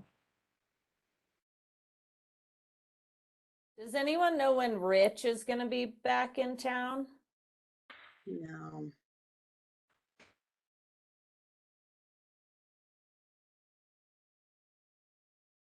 All right. Does it work for you to contact all of us when we could possibly interview, and then just like two of us jump into an interview? Or do people want the same two SAB members to interview everyone? I don't see why. I mean, Eric and I talked a bit about like the landscape has changed, and obviously like very high paying sustainability jobs are out there in the world. So I'm not sure you're going to see the 80 some odd applicants again. I think it could be manageable. And obviously we've already interviewed 5 of them. And so I don't necessarily feel like that group needs to go back through it. I think we know of the 5 who we would recommend move on if they were to apply.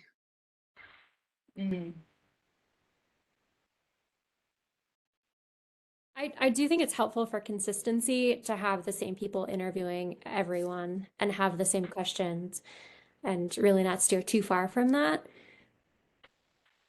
But, I defer to Miranda, like she knows the legalities of the interviewing process more than I do. I feel like, and so does Nicole. No, I mean, I would agree. I guess it really comes down to like timeline, like how quickly are you wanting to move?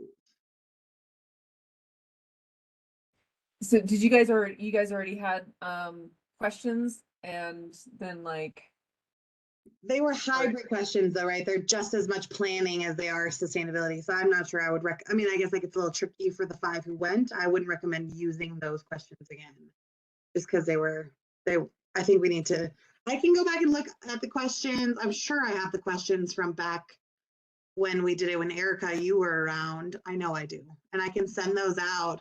I mean, I think to Melody's point, we could accept applications until January 13th and then decide then who has the capacity to take on interviews. Okay. I'm If that's totally okay. flexible. And I'll send you these interview questions from the last round so people can peruse them. And did you guys come up with sort of your best, middle, worst case answers to those, just out of curiosity? We did not make them. We didn't do that. We had talked about the matrix or the kind of a Okay. scoring thing, and we did not get a chance to do that, but still strongly believe in it. Yeah, because we actually, it's interesting because I would say Erica, Peter, and I a few times disagreed, respectfully disagreed with one another. And it became really interesting of like, you know, not having kind of a concrete way of discussing it. It was like, you know, I recognize even as myself, there were times where it was like emotionally, I wasn't feeling it. Like, and so there were just these components where I would argue a matrix. But, you know, we were also coming at it from different angles, right? Because Peter and I have a much stronger planning side of us.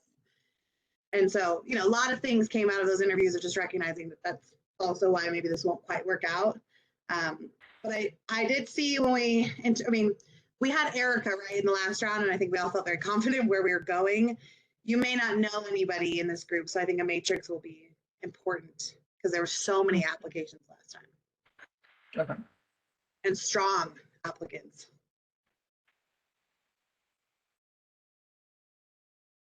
Does everyone support a 3-week? I mean, I can at least get it out on Indeed tomorrow, which I think is fine because that's our #1 recruiting tool anyways. Is everyone okay with a 3-week application period? Well, could I ask about, our January SAB meeting, the fourth Thursday of the month?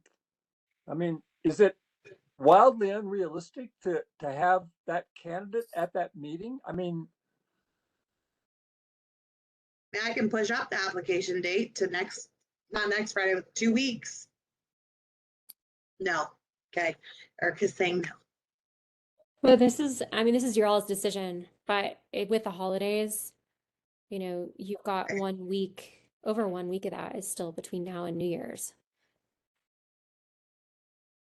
That's true. okay, I take it back. It's wildly unrealistic.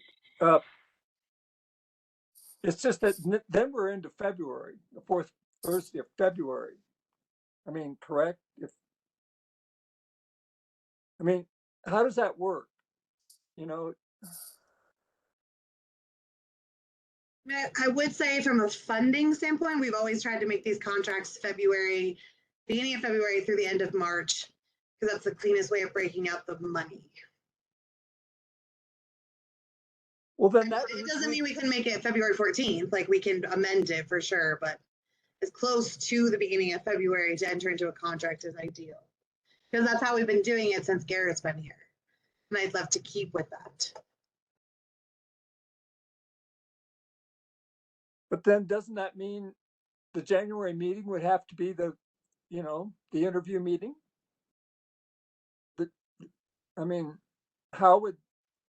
How could it happen by February?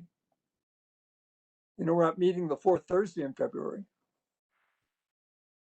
Well, I think maybe I don't know how passionate Nicole is about being on the interview committee, but maybe it's not Nicole and it's someone who has the capacity to interview the week of the 16th. Yeah, and I'm totally flexible. Like, don't have to be a part of that. I was just stuck enough if no one else is available. So. Well, Nicole, can I ask, since we could decide when you're available, is there some little slot that you could say, I'm available then, and we're going to interview then? And we just say, that's it. I'm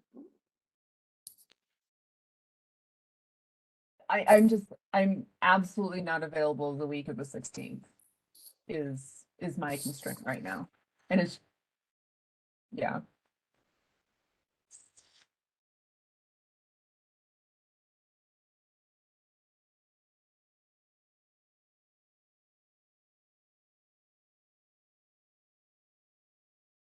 I'm sorry to get so fine pointed here, but what about the week before the 16th? I mean, because I'm totally available anytime.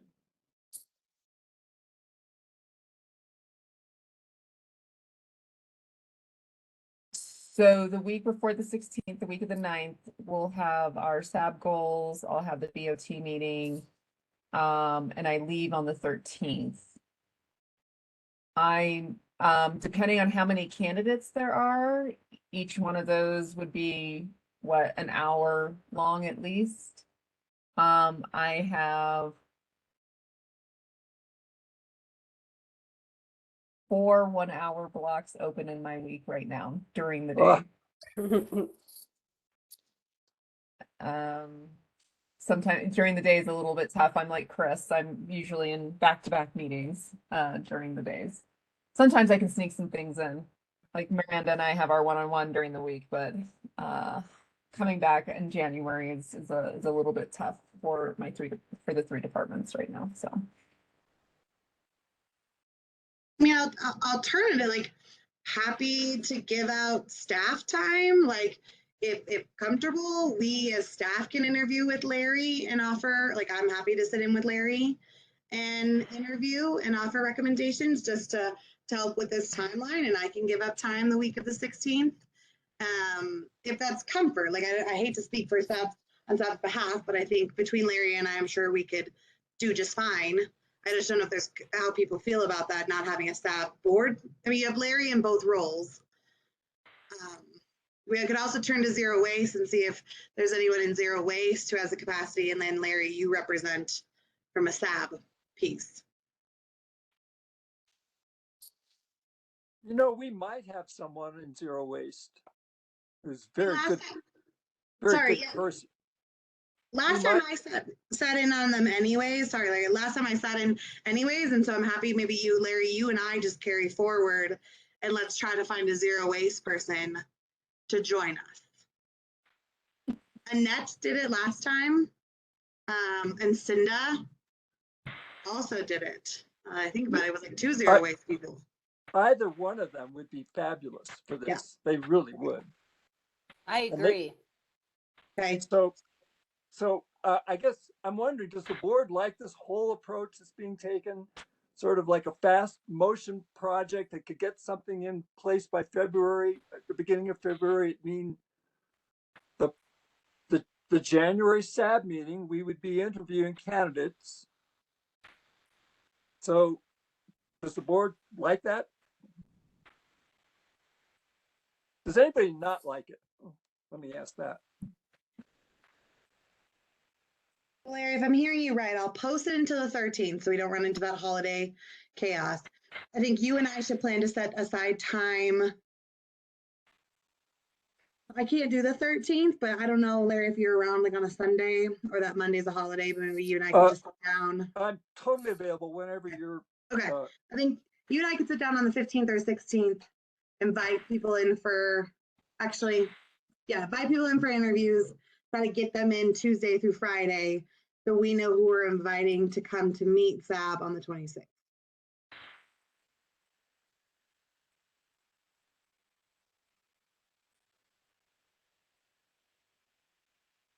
Does that sound good to you? And so then, and so then the meeting in January would be a hiring meeting or a recommendation for hiring. We'd be asked to make a recommendation to BOT. So this doesn't have to be decided by the BOT. This can be decided by SAB. And then we'll bring the contract to the BOT for like ultimate execution. But we've never brought a consultant before the BOT for final decision. But I do think SAB would want to enter into an executive session that night to discuss candidates and identify who they're choosing.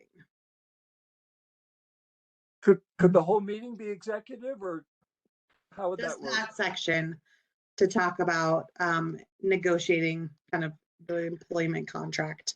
I mean, it's pretty standard, the employment contract, but we would want to be able to talk privately about who you want to offer the job to.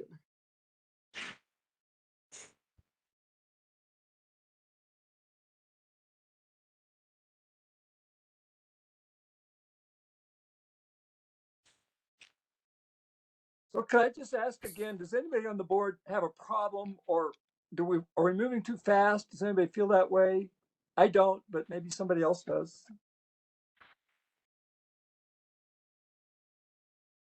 No, I think we want our next person as soon as we can get them.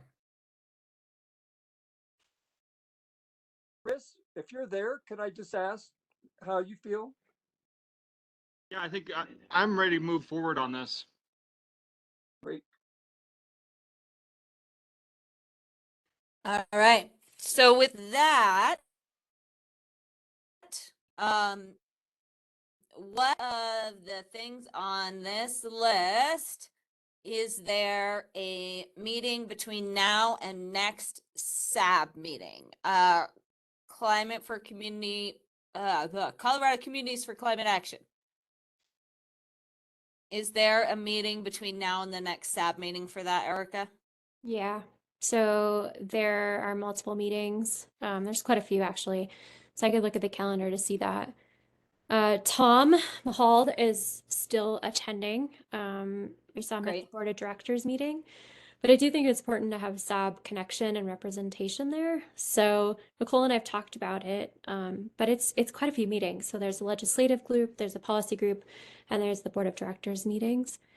And they happen on different timelines, but they're great meetings depending on what you're interested in. And obviously, CC4CA is a powerhouse, now representing 1 out of 4 Coloradans in the state. So if there are folks interested in being Nederland representatives, I would highly suggest joining those groups. It's really interesting. The important part is who's going to represent Nederland as far as voting. So we do need to have like designation, like who's first vote, second vote, third vote, and make sure that that's clear for CC4CA. We all wouldn't want to vote if, you know, we're all in a meeting together, for example. We'd have to say, okay, Tom's first or Nicole's first, and the SAB representative would be second, that sort of thing.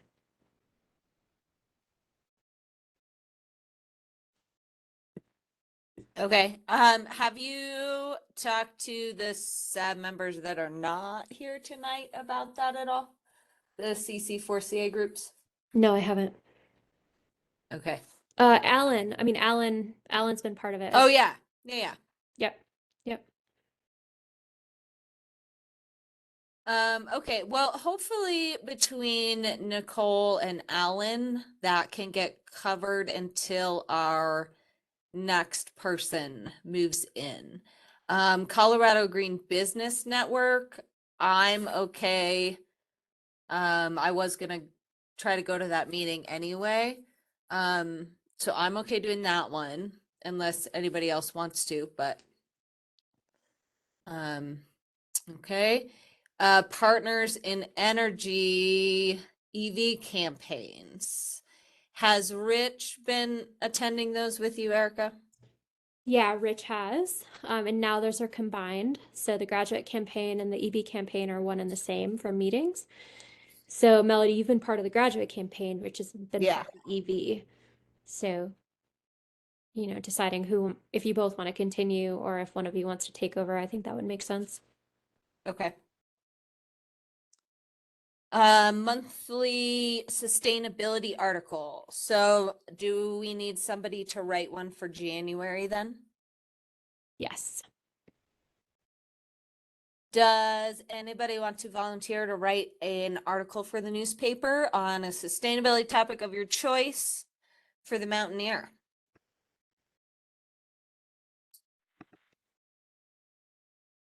Well, I'm thinking about an article, or wondering about an article on the transfer station and zero waste, and sort of wrapping that together. But Erica, you know, you've done so much on this, so I'm just wondering, does that sound? I mean, does that sound right, or in terms of what you've done? Yeah, that sounds awesome. I think talking about this win for the LED sign, talking about maybe some of the things that are coming down the pipeline that we like to share on the sign, and maybe getting like an estimated timeline from Cody would be helpful. When's the deadline for submission? I think it's the second or third Friday of the month. Let me double check here. I'll get back to you. Got it in my calendar. Got it all like auto saved.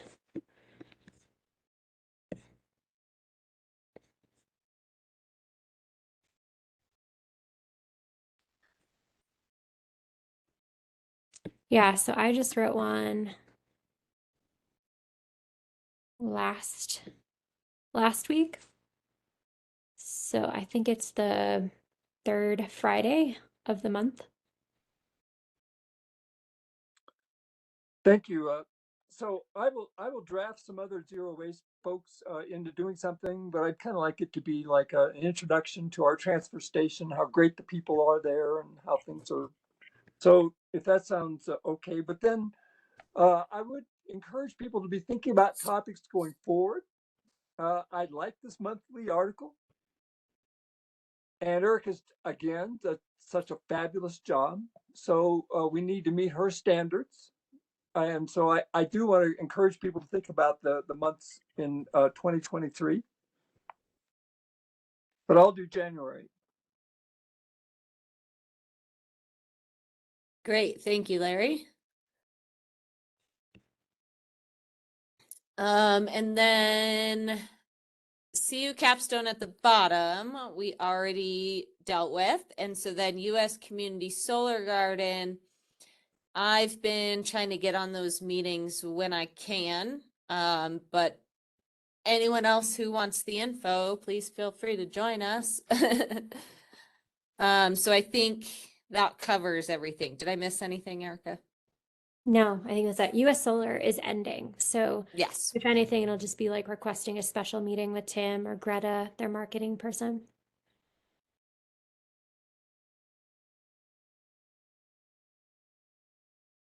All right, and that finishes up our agenda. Does anybody have anything additional for the meeting?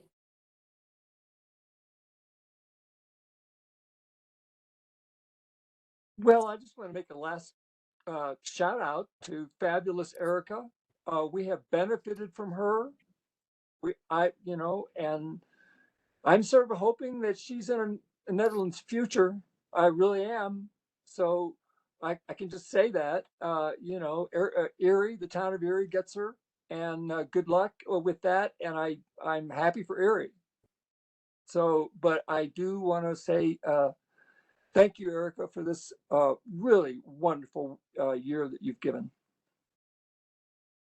Thanks, Larry. Here, here. Thank you. Absolutely. Thanks, everybody. I'm gonna miss you all a lot. But like I said, hopefully won't be gone for too long.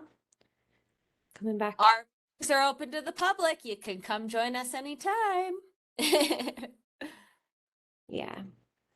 And yeah, just appreciate all of you. And I'm here. So I talked to Miranda. Until there is somebody, I'll be have an email going, it's part of my Gmail account. So I'll be responding to emails and I'll forward along to you guys as it makes sense and sharing things with you all.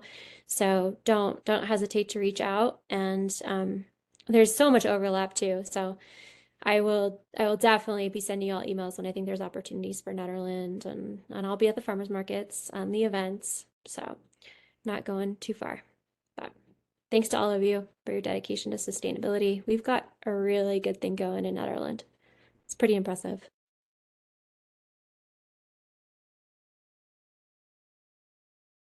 And I think it's 8:46. I don't think I've seen a meeting end on time in a long time. We did it. Happy And we're holidays, scheduling a everyone. bunch of other meetings in January. Yeah, happy holidays, everyone. Happy holidays. Bye, everybody. See you next year. Yeah, you we'll next see year. y'all in the new year. 2023. All right, meeting adjourned Bye. at 8:47.